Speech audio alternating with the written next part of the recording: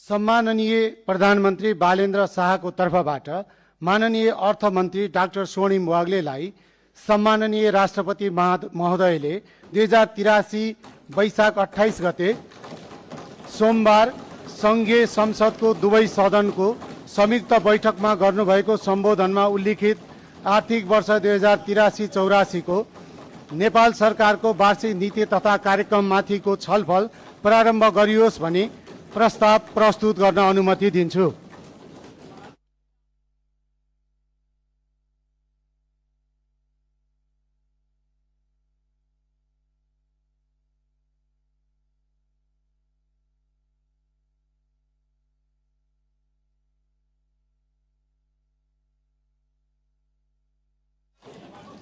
मान्य सदस्यलाई एकैछिन मैले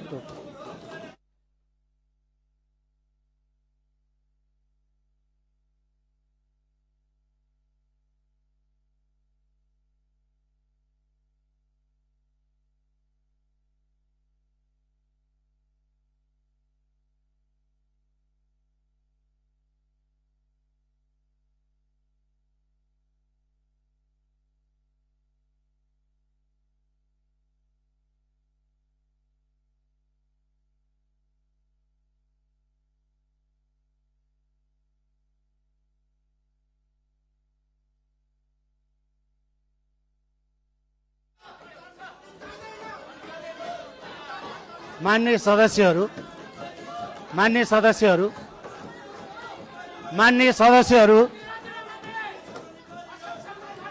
मान्य सदस्यहरू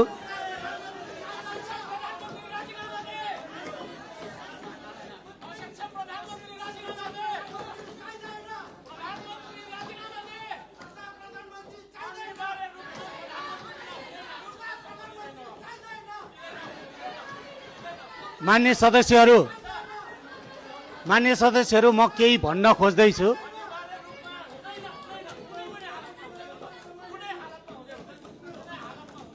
मान्य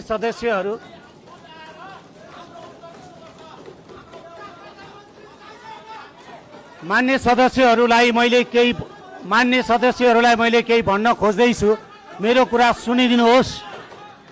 मान्य सदस्यहरू मान्य सदस्यहरू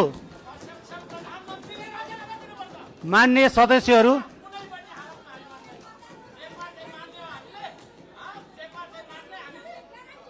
मान्य सदस्यहरू मान्य सदस्यहरूसँग नियमावली छ। मान्य सदस्यहरूले बनाएको नियमावली मान्य सदस्यहरूले बनाएको नियमावली पढेर सुनाउन चाहन्छु।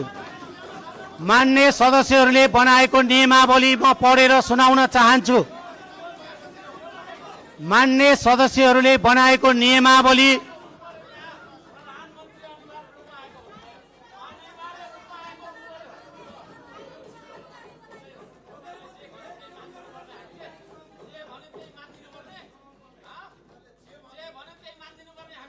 मान्य सदस्यहरू आफ्नो भाषालाई मर्यादित गर्नुहोस्। यो नेपाली जनताले तपाईहरूलाई निर्वाचित गरेर पठाएको सम्मानित सदन हो। सभामुखले आफ्ना कुरा राख्न खोज्दै गर्दा शान्त भएर सुनिदिनुहोस्।